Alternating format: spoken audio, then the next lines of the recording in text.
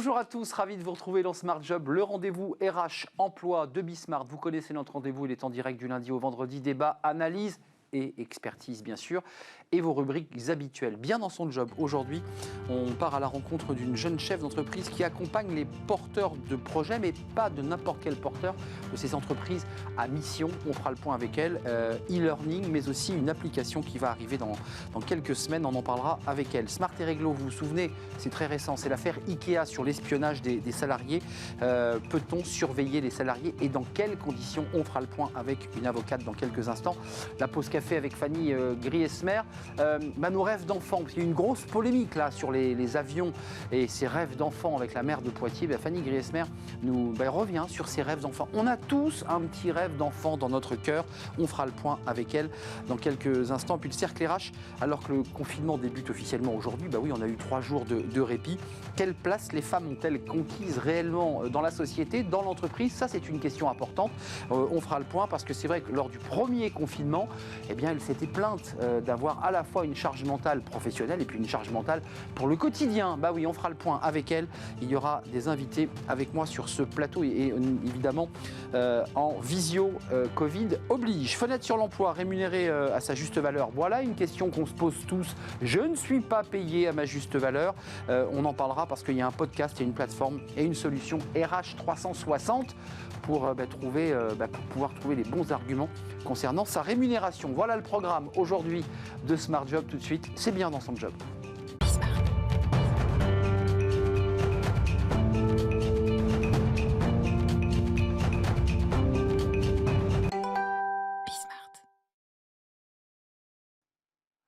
Bien dans son job. J'évoquais une rencontre, on va la voir avec Lydia Rabei. Bonjour Lydia. Bonjour. Jeune chef d'entreprise, slasheuse. Ça veut dire quoi, slasher? Quand on dit je suis slasher, c'est quoi? Et slasher, en fait, c'est pouvoir avoir différentes activités professionnelles en même temps. On les empile comme ça et on les fait vivre. Voilà, on les empile, on les vit en parallèle. Donc c'est vrai que moi, j'aime pas me mettre dans des cases et je pratique différentes activités. Je suis coach professionnel, je fais du mentoring, je fais aussi du conseil. Donc voilà, c'est ça, être slasheuse. On va en parler. Lydia, fondatrice, CEO de Inspire Up. Je n'ai pas dit Inspire, vous y tenez beaucoup, c'est Inspire Up. Comme vous voulez, en fait. Alors, c'est Inspire Up, mais on peut dire Inspire Up, comme on veut, en fait. Inspire Up, c'est très intéressant parce que vous avez, dans votre projet d'entreprise, décidé de vous tourner vers des entreprises à impact positif. D'abord, c'est quoi une entreprise à impact positif? En fait, une entreprise à impact positif, c'est une vocation, finalement, à avoir un impact durable en faveur de la société. Donc, soit la part environnementale, sociétale ou sociale. Donc c'est des principes de l'économie sociale et solidaire qui reposent en fait sur les 3 piliers du développement durable. Alors ça, c'est les clients que vous visez, ce sont vos clients actuels.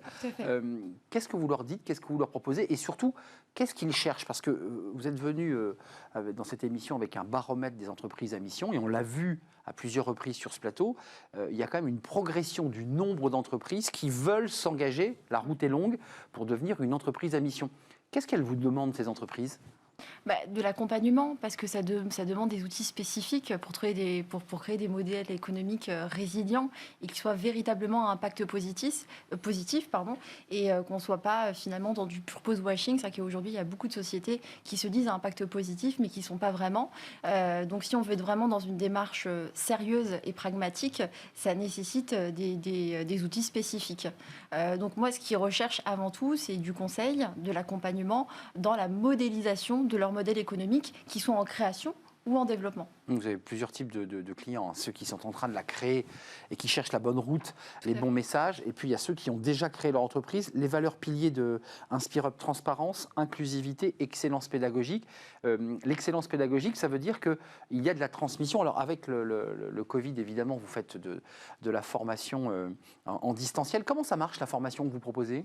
Alors en fait, c'est une formation intégrative où moi je propose un accompagnement global avec de la formation pour le développement des compétences, parce que finalement c'est important que ce soit dans le coaching ou le mentoring, que le porteur de projet, l'entrepreneur, soit autonome et responsable. Donc il y a le développement des compétences, les soft skills et les hard skills, et puis aussi un accompagnement individualisé avec un plan d'action spécifique au projet du porteur de projet. Alors, une plateforme, il faut aller la voir, cette plateforme d'InspireUp. InspireUp.io. Voilà, et puis une application. Expliquez-moi l'idée, c'est-à-dire que vous êtes évidemment reconnu comme un organisme de formation, ça veut dire que vous pouvez, ceux qui s'y intéressent peuvent utiliser leur CPF, il faut quand même le dire, pour engager cette formation. Ça dure combien de temps et quel est l'objectif de celui qui la démarre? Il vous dit je veux aller de là à là, il veut aller vers où? C'est quoi son objectif? Généralement, alors chaque objectif est spécifique par rapport à la maturité du projet. En grande partie, moi, mes clients sont en démarrage. Donc, on est vraiment sur la modélisation du business model. La formation, elle dure 12 semaines avec 8 séances de mentoring. Alors, parfois, j'inclus aussi du coaching en fonction de la demande. Et on est sur des objectifs vraiment global de création d'entreprise. Parfois, il y en a qui souhaitent aussi pivoter. C'est important. Dire aujourd'hui, moi, je suis dans une démarche responsable, circulaire. Comment faire pour pivoter mon business model? Vos clients, c'est quoi? Quelques exemples concrets? C'est ceux qui sont dans le textile, dans la cosmétique, parce qu'on parle beaucoup de tous ces secteurs qui sont aujourd'hui très impactants pour l'environnement. Et ce sont des entreprises qui vous disent je veux plus faire ça, quoi. Oui. Alors, il n'y a pas que l'environnement, parce qu'on a tendance, en fait, à associer le développement durable à l'environnement. Alors, moi, j'ai la chance d'avoir plein de clients différents dans différents secteurs d'activité. Alors, moi, je fais aussi beaucoup de crowdfunding, donc du financement participatif. Ça, c'est la banquière. Je n'ai pas dit que vous aviez été banquière avant. Oui. Mais ça joue, ça, quand même. Voilà, pendant 4 ans, oui. Voilà. Donc, j'ai des clients qui sont dans la mode éthique, qui sont dans la cosmétique durable, mais aussi dans l'éducation. Un sujet qui me tient particulièrement à cœur, parce que je suis aussi formatrice. Donc, c'est vrai que j'ai la chance d'avoir différents types de projets. Vous le disiez en préparant l'émission, vous êtes dans un réseau. La slasheuse, c'est ça aussi, c'est de se mettre en connexion, d'avoir plusieurs activités qui font résonance les unes aux autres. J'évoquais notre émission aujourd'hui qui est un peu centrée sur la place des femmes. On démarre un confinement. Il y a des femmes qui doivent vous dire « mais moi, je ne peux plus venir en formation parce que j'ai mes enfants à m'occuper, mon mari, il doit bosser ». Vous le ressentez, ça, ou ça a changé, ça a évolué? Je sais que vous êtes en réseau, avec un réseau de femmes. Qu'est-ce que vous vous dites quand vous parlez entre vous? C'est vrai que le vrai sujet entre femmes, c'est l'équilibre vie pro, vie perso. Bah oui. Qu'on soit maman, en couple ou même célibataire. Et c'est vrai, c'est ce curseur entre l'équilibre vie professionnelle et vie privée. Mais en tant que femme, en tout cas, c'est vrai que le fait d'être avec des entrepreneurs, moi, ça me donne de l'énergie. Parce que finalement, malgré cette crise sanitaire, on se rend bien compte que les personnes ont envie d'avancer, ont envie d'entreprendre. Et ça, pour le coup, ça donne du positif. Donc, qu'on soit finalement un homme ou une femme, je pense qu'aujourd'hui, c'est un peu la même chose quand on se lance dans l'entrepreneuriat. C'est pas un chemin facile, mais en tout cas, quand on le fait avec le cœur et avec une intention positive, voilà, ça marche. Alors, je l'évoquais dans le lancement, il y a cette plateforme, elle existe, c'est concret. Vos clients ont des formations froides et d'accompagnement de coaching. On a bien entendu, il y a l'application. Pourquoi une application? Parce que ça marchait très bien. Pourquoi une application mobile alors que vous aviez déjà le site InspireUp? Moi, l'un des fondements quand même de la pédagogie d'InspireUp, c'est l'expérience. C'est pour aussi garantir finalement l'engagement des apprenants. Et aujourd'hui, il faut aussi s'adapter au mode de consommation. C'est l'outil idéal. Alors l'idée, c'est vrai qu'il y a aussi un courant low-tech qui est là. Il ne faut pas non plus abuser. Mais dans le cadre d'une formation, aujourd'hui, on se rend bien compte que la formation, elle se fait par tablette, par smartphone, même quand on est en Zoom, à distance. Donc c'est vrai que pour moi, c'était important de vraiment renforcer l'expérience apprenant. Donc par cette application qui sort d'ici quelques semaines. Avant de nous quitter, qu'est-ce que vous leur dites à vos clients? On a bien compris qu'il y avait ceux qui démarraient, j'allais dire c'est plus facile parce que ils sont en train de construire les premières pierres de l'entreprise, donc c'est peut-être plus simple. Ceux qui sont en train de pivoter, qu'est-ce que vous leur dites? Comment vous les accompagnez? Là, je parle à la coach, parce que vous êtes aussi coach. D'être aligné avec sa proposition de valeur, avec sa mission. Pas faire de mensonges, pas de greenwashing ou de purpose washing. Alors ça, c'est quelque chose qui m'insupporte. Mais c'est vrai que d'être aligné, d'être sincère, d'être authentique, parce que je veux dire, l'entrepreneuriat et même la relation avec ses clients, c'est pas du one shot, c'est une histoire sur la durée. Donc c'est le conseil de la coach, même si en tant que coach, on ne donne pas de conseils. Vous ne donnez pas de conseils, vous accompagnez. Vous les guidez quand même un petit peu. Après, il y a différentes postures, mais en tout cas, si je devais, quand je suis amenée à parler de l'intention, de pourquoi il se lance et pourquoi il crée cette entreprise. Oui, c'est important. En tout cas, moi, le retour d'expérience que je leur donne par rapport à la relation, au lien qu'ils vont créer avec le client. Pensez à la durée. penser à la durée, d'être honnête, authentique et transparent. En tout cas, je pense qu'aujourd'hui, dans ce qu'on vit, c'est important. Donc la qualité, il faut privilégier la qualité de l'échange et s'imaginer qu'on va la faire durer un peu comme une histoire d'amour qu'on va engager avec son client et qu'il faut faire durer dans le respect, évidemment. Un cercle vertueux. Un cercle vertueux. Merci Lydia Rabéi d'être venue sur notre plateau, fondatrice CEO d'Inspire Up. Allez évidemment sur la plateforme, puis au mois d'avril, donc c'est dans quelques jours. C'est quand ? D'ici 2-3 semaines. D'ici 2-3 semaines. Je vous sens un peu stressé, non ? Voilà, la question qu'il ne fallait pas poser, je l'ai posée. C'est la technologie. Hein, c'est ça. C'est pas moi qui développe l'application, donc normalement, d'ici fin avril, je touche du bois. Donc il y a des développeurs là qui sont la tête en train de vous regarder en disant elle nous met un peu la pression. C'est ça, voilà. Bon, écoutez, je vous souhaite que cette application voit le jour avant mai. Oui. Bah oui, voilà, au moins au mois d'avril. Merci Lydia Rabéi, CEO d'Inspire Up. C'était un plaisir de vous accueillir sur le plateau. La suite, vous connaissez notre rubrique Smart et Réglo, le droit, parce que les chefs d'entreprise, entrepreneurs ont besoin du droit. Que peut-on faire en matière de surveillance des salariés ? Vous vous souvenez de l'affaire Ikea, elle est passée au tribunal il y a quelques jours. On va en parler avec une avocate spécialiste en droit du travail et en droit social. C'est Smart et Réglo.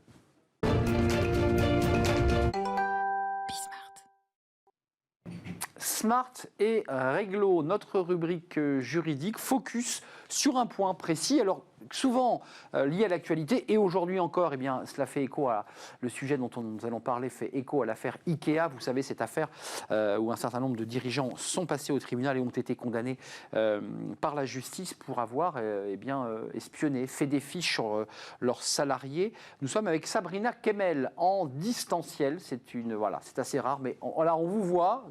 Formidable. Je suis très heureux de vous voir, Sabrina. Comment allez-vous ? Bonjour Arnaud, tout va bien, merci. D'habitude, vous êtes plus près de moi, évidemment, mais bon, voilà, Covid oblige, organisation de vie, avocate spécialiste en droit du travail au cabinet FTMS. D'abord, une question sur l'affaire Ikea, parce que c'est un peu le sujet du jour. On va s'intéresser à la surveillance des salariés. De mémoire, vous allez peut-être m'éclairer, ceux qui sont passés au tribunal ont été condamnés, Sabrina, hein ? Alors, je ne sais pas, Arnaud, s'il y a eu une condamnation encore, s'ils se sont prononcés là-dessus. Ce qui est sûr, c'est que cette affaire, en réalité, évidemment, les faits sont graves parce qu'on parle quand même d'infiltration de faux collègues, de recherche d'antécédents judiciaires sur les salariés. Donc, on est vraiment au cœur, si vous voulez, des dispositifs clandestins et déloyaux, et rien n'avait été porté à la connaissance des et c'est ça, en fait, qui aujourd'hui nous amène à évoquer tout ce qui est surveillance des salariés, a fortiori en partant de Covid, où le télétravail est plus, j'ai envie de dire, où on fait beaucoup plus de télétravail et les salariés se posent énormément de questions sur ce que l'employeur peut ou non vérifier à distance. Alors, deux sujets. Il y a le sujet hors Covid sur la mise en place d'une caméra, la mise en place d'outils de surveillance. Qu'on soit bien clair, Sabrina, tout ça passe sous les fourches codines de la CNIL. Nous sommes d'accord ?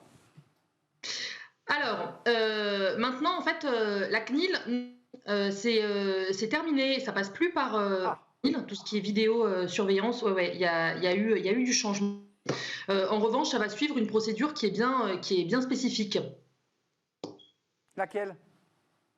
Alors, en matière de vidéosurveillance, vous allez devoir notamment informer individuellement tous les salariés qu'il y a une vidéosurveillance qui est mise en place, informer les délégués du personnel, ou enfin les représentants du personnel, 6 représentants du personnel. Et puis, on va devoir mettre un panneau en fait qui signale le dispositif de vidéosurveillance. Mais également, Arnaud, c'est important, il faut qu'on justifie les raisons pour lesquelles on a mis en place cette vidéosurveillance. Il faut que le salarié soit informé, vous voyez, qu'on l'a mis en place pour, par exemple, des risques de vol. Et puis qu'ils soient informés également de la conservation des images, de son objectif, de ses droits d'accès, ses droits d'opposition, etc. etc. Ça, c'est très intéressant. Il y a eu un cas, on ne va pas y revenir, parce que je vois qu'on parle aussi de la surveillance numérique qui inquiète les salariés. Il y a eu ce cas du salarié qui avait volé dans la caisse, mais la caméra n'avait pas été annoncée officiellement aux salariés. Et évidemment, ça posait un problème de droit. Il y avait un vide, puisqu'effectivement, la personne avait été filmée en train de voler dans la caisse. Mais elle s'est retournée contre l'employeur en disant qu'il avait été filmé par une vidéo qui n'était pas autorisée. Donc ça pose un problème de droit, là. Oui, cet arrêt est très récent. Effectivement, en fait, il y a des preuves qui ne peuvent pas être opposé aux salariés, du moins sur l'un du civil. Après, au pénal, la preuve est libre. Donc, beaucoup plus simple, en fait, au pénal, si vous voulez, de prouver des choses que dans le conseil de prud'homme, par exemple. Bien sûr. Sabrina, vous évoquiez au début de notre échange, ce qui est vraiment important. On est aujourd'hui dans... Il n'y a pas d'obligation au télétravail, faut-il le rappeler à ceux qui nous regardent, mais voilà, on incite fortement les salariés à faire du full remote, 5 jours sur 5, avec une autorisation d'une journée possible pour revenir dans l'entreprise. Les salariés s'inquiètent. Ils ont raison de s'inquiéter. L'entreprise a évidemment envie de savoir si le salarié travaille vraiment. C'est une vraie question. Oui, mais tout est quand même très encadré en France. Le droit français est très pointueux. Et aujourd'hui, en fait, il faut avoir à l'esprit que le principe, c'est qu'aucune information qui concerne personnellement un salarié ne peut être collectée, si vous voulez, positif qui n'a pas été porté à la connaissance de ce salarié. Donc, tant que le salarié n'a pas été informé de quoi que ce soit, eh bien, l'employeur n'a pas de droit de surveillance sur le salarié.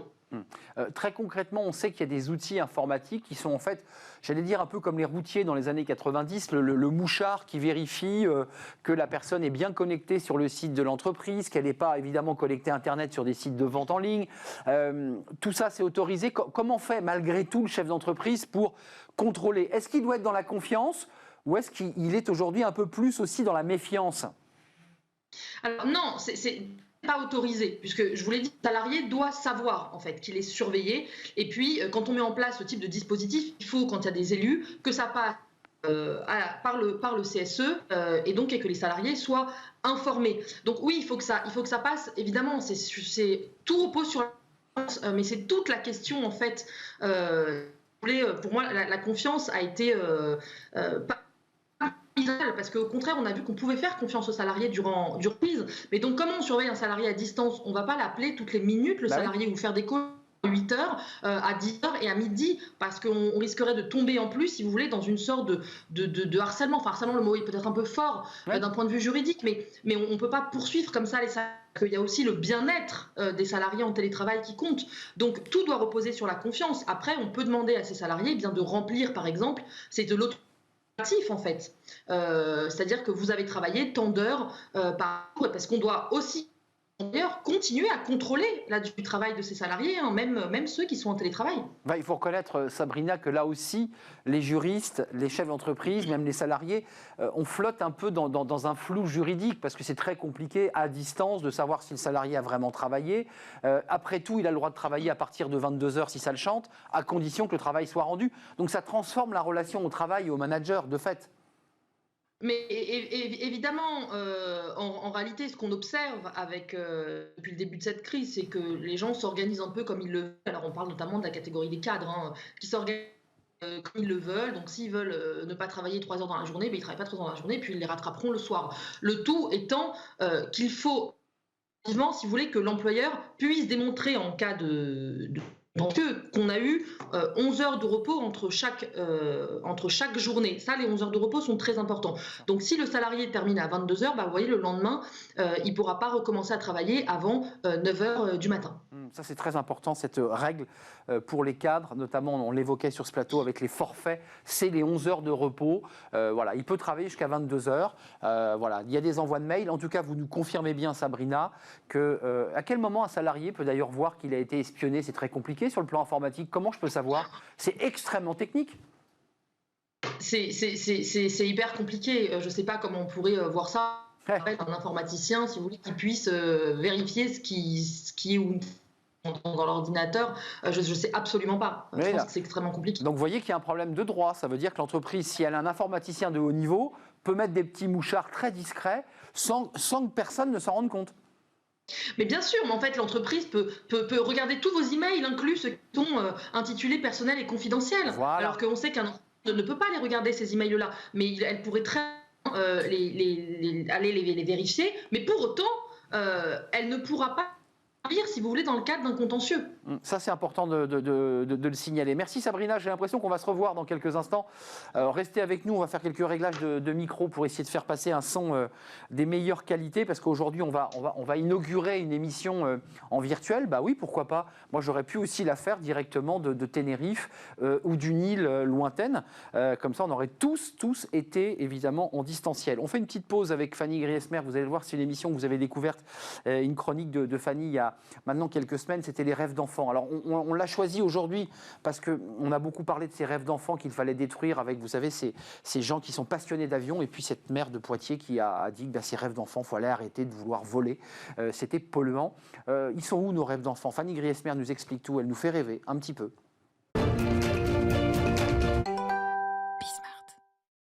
Fanny Griesmer, que reste-t-il, non pas de nos amours, qui est une jolie chanson, mais qu'est-ce qui reste de nos rêves de gosses quand on voulait tous devenir champion de football, de tennis. C'est vous ça. C'était moi, avocat, chirurgien. Qu'est-ce qu'il en reste? Force est de constater que vous ne l'êtes pas devenu champion de foot. Non, regret. Un regret, ouais. Bien bon, sûr, en même temps, je fais un très beau métier. Je suis très heureux. Bien sûr. Qu'est-ce que tu veux faire quand tu seras grand? C'est vraiment la question, chiante, hein, que l'on entend quand on est enfant. Alors ça peut être champion de Formule 1, pompier, astronaute, barman, peut-être, Batman, ça a plus, ou star de cinéma. Quand vous étiez enfant et insouciant, vous aussi, vous aviez ce job de rêve. L'esprit des enfants est doté d'une imagination sans limite, de belles folies, d'horizons infinis. Et c'est sans doute ce qui pousse les adultes à poser cette question aux enfants. Un petit peu de nostalgie aussi, sans doute. Dans une étude réalisée par Zeti, un site de création de CV en ligne, 2000 personnes ont partagé ainsi leurs rêves d'enfants, des rêves qui sont parfois devenus réalité quand même. C'est quoi le job de rêve? Parce qu'il y a ces projections que l'on se fait, parce que les métiers, on les voit à la télé, il faut le dire. La télé nous fait rêver. C'est quoi les jobs de rêve aujourd'hui? Alors, le métier que l'on rêvait de faire, métier. Enfant, métier, première place, c'est médecin. Et oui, un large plébiscite, car près de 6 personnes sur 10 voulaient porter la blouse blanche. Vient ensuite professeur, puis vétérinaire. En 4e position, musicien. En 5e, star de cinéma. C'est pas vraiment un métier, ça, star de cinéma. Non, il en faut beaucoup. Enfin, on peut faire du cinéma et ne sans pas être une star non plus. C'est ça. Zeti a établi un top 20, donc on ne le passera pas en revue, mais notez que chef d'entreprise occupe la 8e place, devant agent secret qui occupe la 13e position, journaliste 17e, c'est pas mal, mais derrière super-héros qui se hisse à la 15e place. Ouais, super-héros, c'est pas facile à trouver comme job. Non, c'est pas simple, le costume de Batman peut-être. Ça, c'est facile à trouver par contre. Alors, c'est drôle ou pas, en tout cas, on remarquera l'absence des secteurs tels que production et maintenance, gestion, finance, RH, audit, des secteurs boudés par les enfants, qui sont pourtant incontournables chez les adultes. Voilà, peut-être que ça inspire un petit peu moins. En tout cas, vous en parliez tout à l'heure, mais c'est vrai que enfant ou du moins très jeune, on n'a pas forcément ce souci de vouloir se conformer aux attentes de ses parents, de faire plaisir également à ses parents. Il n'en reste pas moins que la première source d'inspiration, ce sont les parents. Faire comme papa, faire comme maman. Alors, ou pas faire comme papa ou pas faire comme maman. Vraiment un super-héros et maman une star de cinéma, je ne sais pas. Généralement non. En tout cas, ce qui joue beaucoup, ce sont les personnages des jolies histoires que l'on a pu nous raconter lorsqu'on était enfant, des héros de dessins animés aussi, des programmes jeunesse ou non que l'on a pu voir à la télévision, aujourd'hui sur les plateformes de streaming, sur Internet ou encore sur les réseaux sociaux. Il y a une liste quand même de métiers, Fanny, avant de nous quitter. Voilà, on avait le top 20. Voilà. Alors c'est vrai, qui ne bouge pas. On peut dire que cette liste, elle a assez peu bougé, que vous soyez né dans les années 60, 70, 80, 90. Voilà, ces rêves étaient partagés par des enfants de générations différentes. Sauf que les conseillers d'orientation vont pouvoir ajouter de nouveaux profils à leur liste aujourd'hui. Ah oui. Le rêve de la nouvelle génération n'est plus vraiment, et plus seulement en tout cas, de sauver des vies, de protéger les innocents, de découvrir le monde. 30% des petits Anglais et 29% des petits Américains aimeraient devenir youtubeurs. Mais oui, ça cartonne. Voilà, c'est le résultat d'un sondage mené par Lego, la marque de jouets, et Harris Paul auprès de 3000 enfants de 8 à 12 ans vivant aux États-Unis, en Angleterre et en Chine. Donc voilà, de nouveaux profils. Alors que reste-t-il finalement de nos rêves d'enfants? C'est vrai que sont rares ceux qui se retrouvent des années plus tard au volant d'une voiture de course ou à faire des bonds sur la Lune. Désormais grands et adultes, certains ont suivi leur vocation, se sont accrochés à leurs rêves coûte que coûte. D'autres ont embrassé une toute autre carrière, ont vu leurs envies évoluer, c'est souvent ça, se sont raccrochés à des métiers un petit peu plus réalistes. Selon l'étude menée par Zeti, 67% des sondés n'exercent pas le job dont ils rêvaient lorsqu'ils étaient enfants. Mais parmi eux, la petite flamme est toujours là, puisque 58% espèrent toujours pouvoir le réaliser. Et c'est là que la reconversion professionnelle peut intervenir quelques années après, se raccrocher à ses rêves d'enfant. Je trouve ça plutôt joli. Quand finalement on s'aperçoit que on ne fait pas forcément ce que l'on voulait faire quand on était enfant. Aujourd'hui, quand on parle de job de rêve, c'est plus forcément être super-héros, être pompier, être médecin. Ça semble beaucoup plus difficile, je trouve, de répondre à cette question. Certains cherchent leur voie pendant très longtemps. Ouais, on a moins de rêves. Il y a ce côté, on est plus pragmatique. terre à terre, pragmatique. Ouais. La réalité qui arrive en pleine face et constitue un obstacle majeur. Alors pour moi, le job de rêve, c'est être heureux d'aller travailler le matin, de s'épanouir jour après jour. Mais souvent, quand on parle de job de rêve, on a l'impression que c'est surtout gagner beaucoup d'argent pour en faire le moins possible. Finalement, le job de rêve, c'est de ne pas avoir besoin d'en avoir un, être rentier, finalement, en quelque sorte. Oui, c'est ça. Et c'est vrai que dans les médias, on voit souvent des annonces avec cette appellation job de rêve. Ouais, job de rêve. Donc, j'ai pris les 3 derniers que j'ai trouvés qui sont parus dans la presse dernièrement. C'est quoi les jobs de rêve? Alors, dernière en date, être payé à manger des chocolats et des bonbons. Une confiserie canadienne chercherait des personnes pour juger le goût, la texture, la qualité de quelques 3000 produits contre une rémunération d'environ 20 € l'heure. Voilà, ça peut vous tenter. Si vous souhaitez autre chose, j'ai également testeur de pizza et de séries de Netflix. Voilà comment joindre l'utile à l'agréable. Comment devenir obèse, donc aussi, au passage. Gardien d'une île déserte au large de l'Irlande, si c'est le calme qui vous tente beaucoup. Ça, j'ai vu plus. l'autre jour, ce couple. Testeur de matelas. Ah oui. Je trouve ça génial. Testeur de matelas. Vous recevez 3 matelas, vous faites un petit compte-rendu et vous gardez celui que vous avez préféré. Bien sûr. Je ne suis pas sûr qu'on devienne très très riche en faisant du testing de matelas. Mais bon, Non, je mais vous dis vous ça. faites pas grand-chose. On ne fait pas grand-chose si ce n'est essayer de matelas. Pour arrondir les fins de mois, je pense que c'est Merci bien. Fanny. Accrochez-vous Merci à vos rêves quand même. Il faut quand même évidemment avoir des rêves. Sinon la vie est bien triste.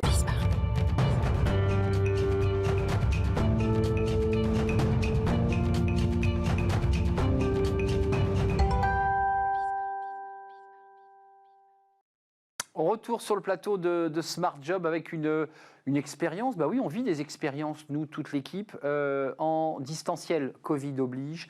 On va évidemment vivre cette émission, non pas avec des invités physiques, avec moi, mais pour la première fois, avec des invités qui sont à distance, devant leurs écrans, avec des connexions Internet qui fonctionnent plus ou moins correctement, mais on va faire le maximum. On s'intéresse aux femmes.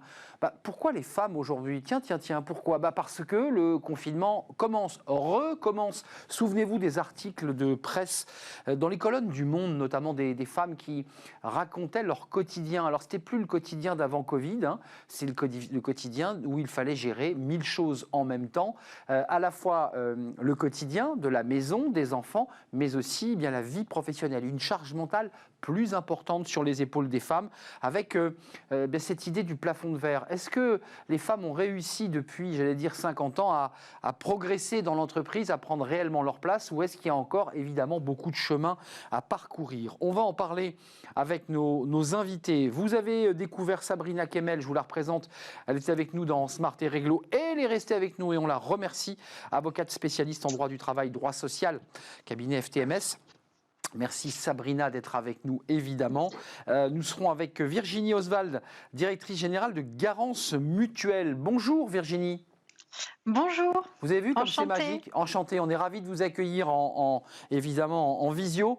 On vit une émission un peu rare, un peu originale, puisque tout le monde sera à distance. Et aujourd'hui, on a une émission très thématisée autour des femmes, de la place des femmes, de l'entrepreneuriat. Merci d'être avec nous. Je rappelle que Garance, c'est des mutuelles, c'est de l'assurance. On fera le point avec vous sur votre parcours, votre histoire aussi, et la manière dont vous avez été onboardée, parce que je crois que vous étiez enceinte, si je ne m'abuse. C'est bien ça, non? Exactement. Alors, c'est une histoire un peu particulière qui m'a vraiment et qui me rend fière aujourd'hui d'appartenir à Garance, puisque lorsque j'ai été contactée par le chasseur, j'étais enceinte de 8 mois et demi, prête à accoucher. Et forcément, quand on m'a demandé de passer les entretiens ou de passer les différents tests, c'était pas vraiment possible pour moi au regard de l'actualité. Et l'entreprise, le conseil d'administration, le président, le directeur général de l'époque ont accepté de décaler le processus de recrutement afin de me... Oui, Ouais, je ris parce que ils devaient s'inquiéter, se demander si tout allait bien se passer, si il y a quand même toujours on une part était plusieurs candidats, ils auraient pu plutôt me dire, Oui. écoutez, tant pis, on passe à une autre personne. Et puis finalement, ils ont décidé de décaler le processus pour me permettre d'avoir exactement la même chance que les autres. Donc c'est ça l'égalité, c'est ça l'équité. Et puis moi qui ne connaissais pas Garance, je vous avoue, lorsqu'ils m'ont contacté, ça m'a donné encore plus envie de découvrir l'entreprise. Donc voilà, donc ils m'ont laissé accoucher tranquillement. Je suis jeune maman d'un petit garçon magnifique. Et puis, quelques semaines après mon accouchement, ils m'ont recontacté pour que je puisse suivre le processus de manière complètement juste, équitable, au même titre que les autres. Donc voilà, je suis très heureuse. Et puis, ils n'ont pas eu peur de choisir une jeune maman comme directrice générale. Et donc, je les ai rejoints au 4e mois de mon petit bout de chou, le 3 février de l'année dernière. Et voilà, et je suis très heureuse du choix et je comprends pourquoi Garance est depuis quelques années au palmarès et grimpe dans les places du Great Place to Work, puisque c'est vraiment une entreprise où il fait bon bruit. Exactement. Vous êtes à la 11e place du Great Place to Work, c'est quand même évidemment un classement toujours regardé. Et qui vient... Best Workplaces for Women. Exactement. Important. Et qui vient faire écho d'ailleurs à votre histoire personnelle. Restez avec nous évidemment, puisqu'on va partager à la fois des moments d'expérience, parce que c'est une belle histoire que vous nous racontez. Et Marie-Lise Dutremet, vous êtes avec nous. Alors par téléphone, Marie-Lise, parce que évidemment 3 visios, c'est compliqué en même temps. Directrice d'usine chez Nutrisense. Marie-Lise, vous m'entendez ? Oui, je vous entends très bien. Bonjour à tous. Bonjour. On avait choisi, alors évidemment, vous auriez dû être avec nous en présentiel, évidemment. On avait choisi aussi une personne qui travaille dans l'industrie, parce qu'on vient d'entendre, évidemment, Virginie Oswald, qui travaille dans le service, dans les mutuelles. Là, vous êtes Nutrisense, en quelques mots, c'est quoi ? C'est tout ce qui est la nutrition pour les personnes hospitalisées. C'est ça. Nutrisense, on est un groupe qui est désormais européen. Et en fait, on est les spécialistes de la nutrition clinique et de l'alimentation médicale. En fait, on accompagne les professionnels de santé depuis 10 ans. Et notre métier, notre mission, nous, c'est de concevoir des produits nutritionnellement adaptés à des besoins spécifiques pour les patients et également redonner le goût de manger aux personnes fragiles. Alors je précise qu'on soit bien d'accord, Marie-Lise, qu'il n'y ait pas de malentendu dans notre émission, c'est ce que vous proposez, et ce n'est pas le sujet du jour, mais ce ne sont pas les plateaux repas sur des petits plateaux en plastique avec des vieilles compotes desséchées, c'est pas ça, vous proposez des produits adaptés à ceux qui ne peuvent pas se nourrir. Exactement, nous répondons par exemple, le plus souvent à des pathologies de dénutrition ou de dysphagie. Et l'usine que je pilote est justement spécialiste de la dysphagie. Et donc, nous concevons sur l'usine qui est située à Beaune, donc en France. Je représente la plus grosse usine du groupe. On est 5 usines en France. Et nous concevons de l'entrée au dessert, en passant par l'hydratation, des produits qui ont une texture adaptée et qui ont surtout beaucoup de goût. Alors, juste une question, et je vais donner la parole à Sabrina Kemel, qui s'intéresse elle aussi d'assez près à l'évolution du droit, puisqu'on s'intéressera au droit, à la notion d'égalité. D'abord, juste un mot à vous, femme, Marie-Lise, directrice d'usine. J'allais dire dans vos dîners, dans votre vie sociale, quand vous dites je suis directrice d'usine, on vous dit ah bon, t'es directrice d'usine ? On peut être une femme et directrice d'usine ? Je parle dans l'industrie. Effectivement, cela peut surprendre, surtout si, bon, vous ne me voyez pas, je suis par téléphone, mais surtout si on est une femme comme toutes les autres, c'est-à-dire féminine. Donc oui, ça peut surprendre et en même temps ça plaît parce qu'aujourd'hui, il y a des femmes de plus en plus dans tous les métiers. Pour moi, par rapport au thème du jour, les femmes sont présentes partout et dans toutes les fonctions de l'entreprise, beaucoup plus qu'avant. Et maintenant, charge à nous, les femmes, d'être pleinement nous-mêmes. Mais on en reparlera. Pleinement vous-même et pouvoir occuper une fonction à l'équivalent d'un homme, parce que c'est le sujet du jour aussi. Et on parlera des charges mentales qui pèsent sur vous, mesdames, parce que on est entré dans une phase de confinement et on a vu tout à l'heure bien, la directrice générale de Garance, Virginie, qui visiblement n'était pas à son bureau, mais qui était à son domicile et qui doit aussi, j'imagine, gérer son bout de chou. Sabrina, concrètement, entre mars 2020 et aujourd'hui, c'est-à-dire avril 2021, on a vu quand même un poids plus important sur les épaules des femmes. Et on s'est dit à cette occasion, à travers des articles de presse et des témoignages, finalement, ça n'a pas beaucoup changé, le monde n'a pas beaucoup évolué. Est-ce que je noircis le tableau ? Un peu Arnaud. Je pense que si les choses ont évolué, et on le voit avec le discours de Virginie. Moi, je pense, si vous voulez, qu'il y a aussi, il y a aussi le fait qu'aujourd'hui, les femmes, peut-être, ont du mal à briser ce plafond de verre. Parce qu'il faut, je pense qu'à un moment donné, il faut peut-être arrêter de se dire, les femmes, elles évoluent pas, on n'y arrive pas, etc., etc. Parce qu'on s'aperçoit en réalité qu'il y a de nombreuses femmes qui n'osent pas, qui culpabilisent énormément, et je ne dis pas que ça n'a pas été mon cas, mais en fait, il y a beaucoup de culpabilité, on n'ose pas y aller, on n'ose pas justement briser ce plafond de verre. Et donc, je pense que on est aussi un peu responsable, si vous voulez, de la place de la femme aujourd'hui. Moi, je travaille avec de nombreuses femmes qui sont à la tête d'entreprises, avec de nombreuses femmes dans des usines, et qui assurent aussi bien que des hommes, mais elles ont le caractère, elles osent, elles y vont, je veux dire, elles foncent, elles ne regardent pas à droite, pas à gauche, pas en arrière, et elles tracent leur route. Et je pense que ça, c'est extrêmement important, si vous voulez, aujourd'hui pour les femmes, de savoir s'imposer, de savoir taper du poing sur la table, et de se dire, on peut aussi bien y arriver, on peut faire mieux d'ailleurs, que les hommes, en fait. C'est pas une question pour moi d'hommes ou de femmes, et on va pas être à la tête d'une entreprise juste parce qu'on est une femme, on va pas être associé d'un cabinet d'avocats uniquement parce qu'on est une femme. Il faut aussi avoir, si vous voulez, la compétence. Pour moi, c'est quelque chose aussi de très important.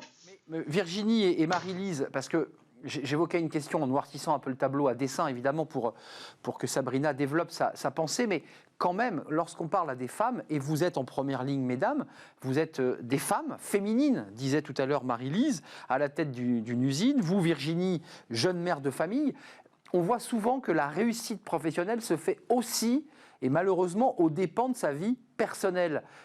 Comment on fait là ? Parce que c'est ça le débat qui est posé aux femmes, c'est que certaines ont très envie de pouvoir progresser et de briser le plafond de verre, mais en même temps, comme dirait l'autre, elles sont bloquées par des contraintes qui sont des contraintes de vie personnelle, de vie familiale. C'est compliqué, ça.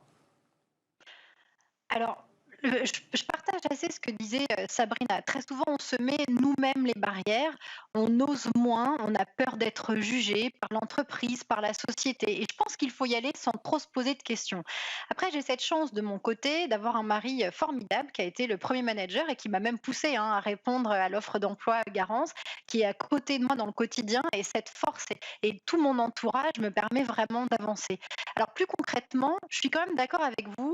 Il y a quand même très souvent, encore aujourd'hui, malheureusement, mais de moins en moins avec la jeune génération. Je me sens assez jeune, mais en tout cas, sur la jeune génération, on voit de moins en moins ça. Mais un partage des tâches qui est plus compliqué. Mais quand on regarde le congé maternité, par exemple, et moi je l'ai vu à l'accouchement de mon fils, finalement, mon mari avait 11 jours pour rester avec moi, à mes côtés. Donc même si...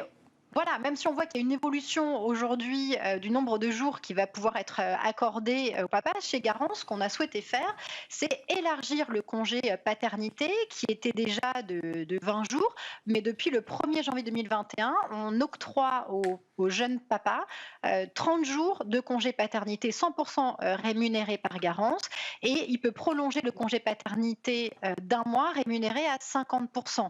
De même, quand l'enfant va rentrer en crèche ou en garde partagée, on sait qu'il y a une période d'adaptation qui n'est pas toujours évidente. C'est le moment où la femme reprend son activité également. Et bien dans ces cas-là, le jeune papa peut bénéficier de la possibilité de reprendre 80% de son activité pendant 15 jours, rémunéré à 100% par Garance. Voilà, on essaye en tout cas chez Garance, parce que j'y suis particulièrement sensible, nous y sommes particulièrement sensibles, de mettre en place l'ensemble des mesures qui vont permettre la sérénité à tout point de vue. Et c'est très important, puisque aujourd'hui, on a besoin, pour qu'une entreprise soit performante, d'avoir des personnes qui soient sereins dans leur quotidien. Oui. On parlait d'équilibre vie privée, vie professionnelle, c'est extrêmement important. Et je suis d'accord avec vous sur la charge mentale, et surtout dans ces périodes de confinement où il y a une sorte de culpabilité, même si on arrive à trouver des moyens de garde pour les enfants, ils sont à la maison, surtout en fonction de l'âge. Voilà, ils comprennent pas, papa et maman sont à la maison, mais on s'occupe pas d'eux. C'est vrai que ça accélérer un petit peu ce processus, et ça fait une charge mentale plus importante, mais il y a des voies et des moyens, et je pense que les entreprises ont un rôle à jouer pour permettre à leurs employés d'avancer sereinement. Je vais vous donner une autre initiative que l'on a mis en place, par exemple. On a un partenariat avec Smart Sitting qui offre des services de babysitting, donc que l'on prend en charge côté Garance pour nos salariés à hauteur sur un certain montant.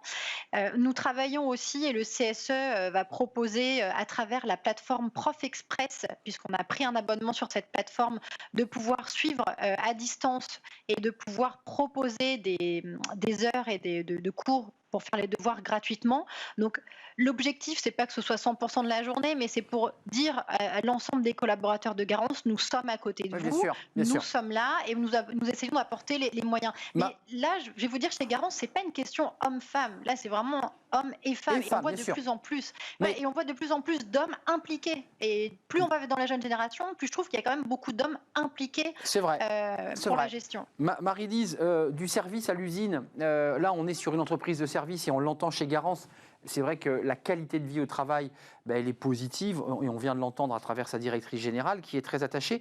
Le fait que vous soyez, vous, une femme, je ne sais pas, je ne veux pas être trop intrusif, j'imagine que vous avez des enfants, ça offre un autre rapport aussi avec les salariés dans l'usine, parce que j'imagine qu'on travaille sur des chaînes, qu'on met du conditionnement, qu'on travaille sur des produits où on industrialise. Comment ça se passe, cette relation avec vos salariés ?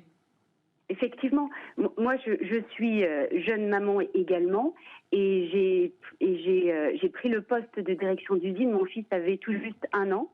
Donc voilà, je tenais à le dire. Et là, je suis également à la maison cette semaine, exceptionnellement, puisque je n'ai pas de solution de garde pour mon petit garçon.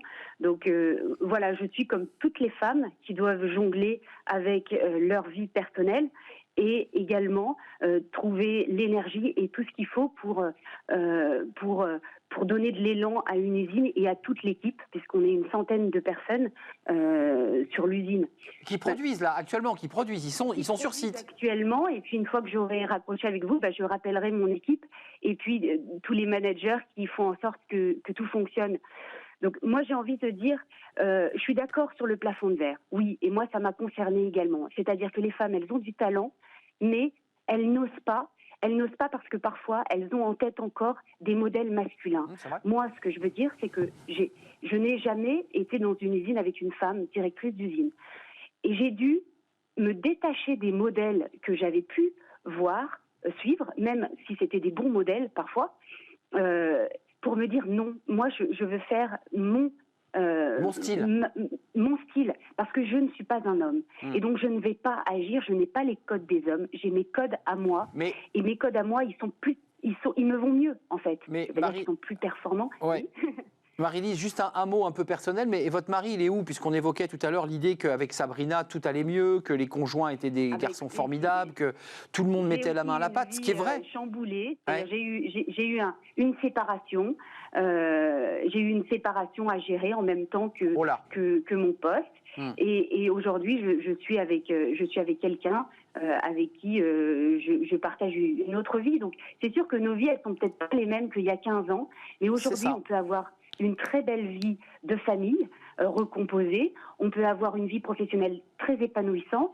J'ai moi-même recruté une manager qui était également enceinte, mais qui était la bonne personne qu'il nous fallait. Et nous avons également passé son entretien alors qu'elle était enceinte et nous avons attendu son arrivée et elle a pris le poste. Et voilà, j'ai beaucoup de femmes dans l'usine. Hein. Je pense qu'on est... Mais c'est pas parce que je suis une femme, c'est que finalement, moi je pense qu'il y a de plus en plus de femmes dans vraiment... dans tous les métiers. Aujourd'hui, là, il y a à peine 2 mois, nous avons recruté une ingénieure méthode en technique. Donc un service qui n'a eu que des hommes depuis 15 ans. Bien sûr, bien sûr, bien sûr. Ouais, c'est très intéressant. Je pense qu'il y a une forme de tropisme aussi, un regard plus peut-être bienveillant et qu'on fait plus confiance. Sabrina Kemmel, avant de nous quitter, il nous reste quelques minutes, le débat est passé à toute vitesse. On voit quand même l'impact des éléments de vie personnelle. Je ne voulais pas être intrusif avec Marie-Lise, mais il y a la séparation, il faut jongler avec sa vie personnelle, il faut reconstruire sa vie, il faut s'occuper de ses enfants. Tout ça, malgré tout, reste quand même à la charge, en grande partie, je dis bien qu'il y a des exceptions, je le concède, mais sur les épaules des femmes. Mais évidemment, Arnaud, et j'ai envie de dire, même quand on est dans un schéma classique, classique, je veux dire un schéma où tout se passe bien, où on est... en couple où le conjoint joue son rôle, je ne dirais pas aide, je dirais joue son rôle, je veux dire un papa joue son rôle de père, ne vient pas forcément en aide à la maman, on s'aperçoit que oui, forcément les mamans mettent beaucoup plus la main à la pâte. C'est une réalité, mais parce qu'en fait je crois que c'est notre nature aussi.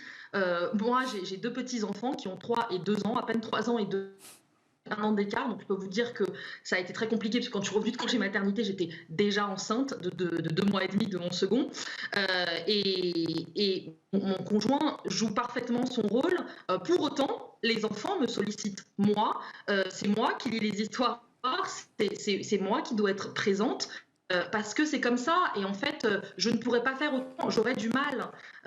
Après, je pense qu'on ne peut pas comparer une famille à une autre parce que toutes les familles s'organisent différemment. Il y en a qui vont être par exemple des nounous de nuit, vous voyez, moi personnellement ça j'ai jamais pu, je me suis dit j'ai des enfants, je les assume et puis j'avance et professionnellement je trace ma route, et ça marche très bien, mais voilà, je pense que c'est très compliqué en fait, d'une famille à une autre, vous savez, on peut être très bien entouré, être moins bien entouré, donc, et tout ça joue énormément. Et être, il faut le préciser, Marie-Lise évoquait sa situation de rebond, mais être aussi une femme manager seule à devoir s'occuper de ses enfants parce que divorce, séparation, et on se retrouve à gérer des situations personnelles qui sont parfois pas toujours conciliables avec l'entreprise. Marie-Lise Dutremé, merci. Virginie Oswald, merci. Est-ce que vous êtes une directrice générale heureuse? Vous nous l'avez dit au début de l'entretien, mais on a le sentiment que chez Garance, la qualité de vie au travail, grâce au classement de Great Place to Work, c'est quelque chose de très important. Juste en quelques mots, vous l'avez ressenti aussi sur la productivité, sur la motivation de vos collaborateurs? Écoutez, on a traversé cette période très compliquée depuis 1 an, avec 25% d'augmentation de chiffre d'affaires sur 2020. Donc, je pense sincèrement que des collaborateurs bien dans leur basket, des collaborateurs heureux sont des collaborateurs performants. Chez Garance, on est une très grande équipe et je vous dis, cette augmentation spectaculaire du chiffre d'affaires, et encore là, depuis le premier trimestre, on a un petit peu explosé tous les records. Ça montre, la performance, et je pense qu'il faut être bien. Et vous parlez d'égalité homme-femme, je pense que c'est vraiment un sujet de société, et pour bien vivre ensemble, il faut aussi savoir bien travailler ensemble. Donc c'est qu'une des composantes de ce qui est en train d'évoluer, et je suis Voilà, je suis convaincue de ça. Vous avez l'air épanouie, en tout cas, Virginie Oswald, directrice générale de Garance Mutuelle. C'était un plaisir. Faites-moi une promesse. Revenez nous voir avec Marie-Lise Dutremet, qui viendra de Beaune, qui est une bien belle région en Bourgogne, directrice d'usine chez Nutrisens. Et puis Sabrina Kemel, qui est une habituée de l'émission. On refera une émission Avec toutes les grand trois, en vrai. Avec plaisir. En vrai. On s'est dit beaucoup de choses sur ce plateau, malgré la distance et malgré le fait que vous étiez en visio. C'était un plaisir de partager cette émission avec vous, mesdames. Jeunes mamans, puisque vous étiez toutes les trois, vous êtes toutes les trois de jeunes mères de famille. Merci à vous. On termine notre émission par notre rubrique Fenêtre sur l'emploi, c'est le recrutement. C'est aussi la manière dont parfois on négocie plus ou moins bien son salaire et son augmentation de salaire. Je ne suis pas rémunéré à ma juste valeur. On l'entend souvent, on en parle. C'est dans Fenêtre sur l'emploi.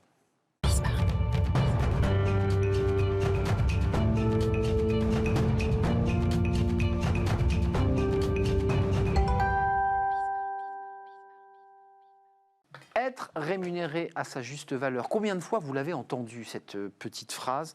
Vous vous l'êtes dite intérieurement.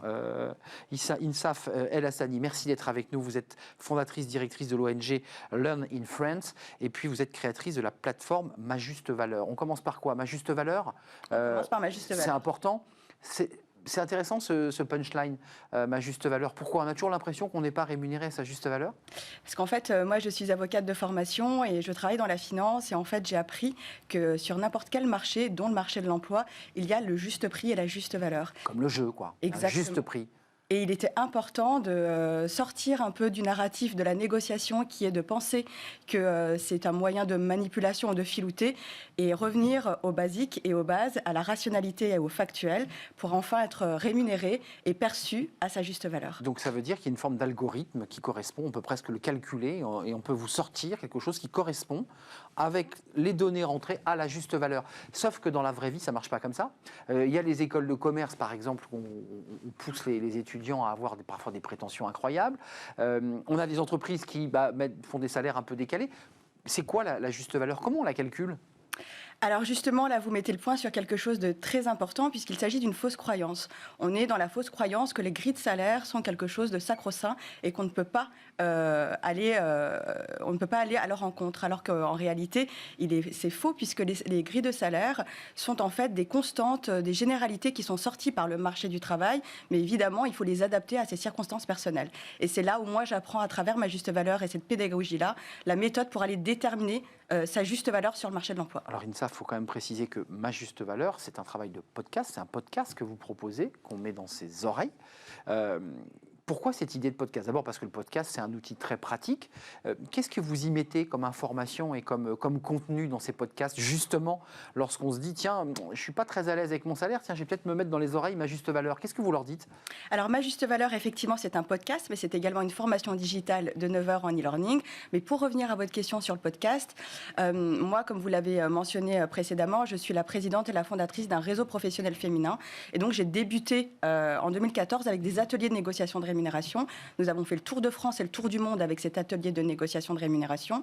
Nous avons appris à plus de 5000 femmes à négocier leur rémunération. Et fin 2019, j'avais cette volonté d'aller plus loin. Et c'est pour ça que j'ai eu l'idée d'utiliser ce médium qu'est le podcast. Et ça a marché puisqu'aujourd'hui, nous sommes à plus de 250 000 femmes qui ont été sensibilisées à la négociation de rémunération. On voit le visuel avec ce casque Ma Juste Valeur. Dites-moi, qu'est-ce qui bloque? Vous avez vu, aujourd'hui, on a une thématique très féminine avec une jeune créatrice au début de notre émission, des mères de famille qui ont des postes à responsabilité, et puis Fanny Griesmer, bien sûr, puis vous qui venez clôturer notre émission sur... Qu'est-ce qui se passe chez les femmes? Il y a un plafond de verre, il y a comme ça des doutes, on se dévalorise, on se rapetisse quand on est une femme? Alors je pense que ça va au-delà de tout ça. On est vraiment dans les inégalités salariales sont un problème systémique. Ah, c'est pas sociologique, je le présentais comme un problème sociologique. C'est sociologique également, mais ça, ce n'est qu'une jambe du problème. C'est un vrai problème systémique. Aujourd'hui, la difficulté avec les inégalités salariales, c'est que, et c'est là où Ma Juste Valeur, justement, c'est une solution pédagogique, une solution RH à 360 qui est innovante puisqu'elle adresse les deux jambes du problème systémique. systémique. D'un côté, elle apprend aux femmes à déterminer, mesurer, assumer, puis défendre leur juste valeur sur le marché de l'emploi. Et de l'autre côté, elle accompagne les entreprises et tous les acteurs et les actrices du marché de l'emploi à une meilleure reconnaissance de la contribution des talents féminins, ce qui réduit l'attrition, le turnover. Et on l'a vu tout à l'heure parce que vos invités l'ont justement mentionné, ça développe aussi la rétention des talents. La rétention des talents, parce qu'on voyait évidemment chez Garance, en tout cas la mutuelle Garance, que les collaborateurs donnaient plus, 25% d'augmentation du chiffre d'affaires. Évidemment, ça compte. Quels sont les conseils que vous donnez? Vous avez fait le tour du monde. Et ensuite, vous le mettez évidemment dans ce podcast. J'imagine que vous y glissez tous ces conseils. C'est quoi les conseils de base importants ou les outils que vous donnez pour être bien armé dans sa négociation, pour dire ma valeur, c'est celle-là? Donc, il faut s'assumer aussi. Absolument. Donc moi, la méthode, cette pédagogie-là est fondamentalement basée sur deux choses, le rationnel et le factuel. L'argent est une notion qui est très chargée émotionnellement et l'idée vraiment, c'est de ramener de la rationalité. Et pour ce faire, moi, je dis toujours que savoir négocier sa rémunération, c'est d'abord déterminer ce que l'on veut, déterminer ce que l'on vaut et puis apprendre à le demander. Parce qu'il faut utiliser des éléments de langage neutres, effectivement, et faire attention au verbatim et à la sémantique. À quoi on doit faire attention? Parce que parfois, soit on se rapetisse, soit on en fait trop et on en dit trop. Et on passe pour quelqu'un un peu d'arrogant ou de fanfaron. C'est quoi le bon tempo, le bon langage? Alors, vous avez mis le doigt sur quelque chose de très essentiel. Le verbatim est très important. Comme je l'ai indiqué, la notion d'argent est très chargée émotionnellement de part et d'autre. Il est donc très important de faire attention aux mots que l'on choisit. Je vais vous donner un exemple très concret. Si vous allez voir votre N+1 ou votre manager et que vous lui mentionnez que vous voulez une augmentation de salaire, il va avoir tous les voyants rouges dans sa tête qui s'allument. En revanche, si vous lui faites part d'une volonté de votre velléité de rééquilibrer votre rémunération ou de la réajuster, tout de suite, on rentre dans la rationalité. Rééquilibrer, réajuster. On ne met pas le pistolet sur la tempe, on dit c'est un rééquilibrage. Exactement. Et évidemment, tout ça est plus détaillé dans le podcast dans un premier temps et évidemment dans la formation. Donc il y a quand même tout un travail autour de la psychologie et la manière dont on prononce les choses. C'est-à-dire qu'il faut quand même avoir une certaine doigté pour pouvoir amener cette négo. C'est pas si simple. Il y a un travail sur soi-même d'abord. Absolument. Alors moi, j'ai toujours l'habitude de le dire. La négociation de rémunération, c'est quelque chose qui s'apprend. De la même manière qu'on apprend à conduire une voiture, on doit apprendre à négocier sa rémunération. Et de la même manière, quand on est une entreprise, on doit apprendre à être libéré des biais de genre qu'on rencontre et dont qu'on a mentionné tout à l'heure dans cette fabuleuse émission. Et justement, et ça passe par former les lignes RH et les lignes managériales à une meilleure reconnaissance de leurs talents. Avant de nous quitter, il y a la sociologie et la façon de dire les choses, de les exprimer, quand on est une femme notamment. Et puis, vous le disiez tout à l'heure, il y a aussi un débat de droit. Il y a un écart de salaire entre les hommes et les femmes qui se résorbe doucement. Je crois que c'était 24% il y a quelques années, on est passé à... Très lentement. Très lentement, on est passé à 20%, me semble-t-il. Ça bloque toujours, pourquoi ? Parce que justement, c'est un problème systémique. Moi, j'ai la profonde conviction que la problématique, c'est qu'aujourd'hui, les entreprises sont trop dans la culpabilité. Et moi, c'est ce que j'essaye de faire avec ma juste valeur, c'est de les sortir de cette culpabilité-là pour rentrer plutôt dans la responsabilité en les accompagnant. Moi, j'ai la ferme conviction... D'égal à égal, traitez-moi d'égal à égal. Absolument. J'ai la ferme conviction qu'il n'y a pas un employeur qui se lève un matin en se disant « je vais discriminer les femmes ». C'est un véritable problème systémique. Oui. Et c'est pour ça qu'il faut former les entreprises, les accompagner, leur apprendre ce que c'est un biais de genre, leur apprendre en formant les lignes managériales et les lignes RH à une meilleure et plus juste reconnaissance de leur talent féminin. Et puis il y a le débat évidemment de la maternité qui est évoqué Absolument. Régulièrement dans l'écart de salaire, puisque les femmes ont des maternités, donc des coupures plus lentes, qui fait qu'elles se décalent dans leur progression professionnelle. Absolument, le décrochage apparaît à ce moment-là, lors Évidemment. De la première maternité. C'est d'ailleurs un sujet qui est adressé dans notre formation. Eh bien, écoutez ma juste valeur, mettez-vous un casque sur les oreilles, un casque de bonne qualité autant que faire se peut, puis laissez-vous porter. Ça va vous redonner quoi? De l'énergie et de la confiance? Plutôt même de la dignité. On se rend compte que lorsque les personnes arrivent à vocaliser, verbaliser leur juste valeur et qu'ils l'obtiennent, c'est vraiment toute leur dignité qu'on leur rend. Donc n'hésitez pas à vous rendre sur majustevaleur.com. C'est très bien vendu. Vous avez beaucoup d'énergie et de conviction. Insaf El Hassani, merci El Hassini, merci fondatrice et directrice de l'ONG Learn in France et créatrice de la plateforme Ma Juste Valeur. Là, si vous n'avez pas compris, mettez-vous le casque sur les oreilles, ça va vous redonner de la dignité. Voilà, c'est la fin de notre émission. C'est une émission tournée vers la place des femmes dans ce premier jour de confinement, de reconfinement qui risque d'être une période un peu difficile pour toutes ces femmes qui doivent gérer leur vie personnelle, leur vie professionnelle. C'est pas toujours simple. On pense évidemment à vous, mesdames, puis on pense à vous, messieurs, qui êtes aussi vous devant votre ordinateur dans votre maison. Merci à tout le monde. Merci à Emma, merci à Pauline Gratel, merci à Romain Luc pour la réalisation, et puis merci à Guillaume pour le son, et merci à toute l'équipe, Valentin notamment pour l'accueil invité. C'est un plaisir de partager ce moment, une émission un peu conceptuelle. On se retrouve demain avec des invités ici présents sur ce plateau, j'en suis sûr. Bye bye, portez-vous bien.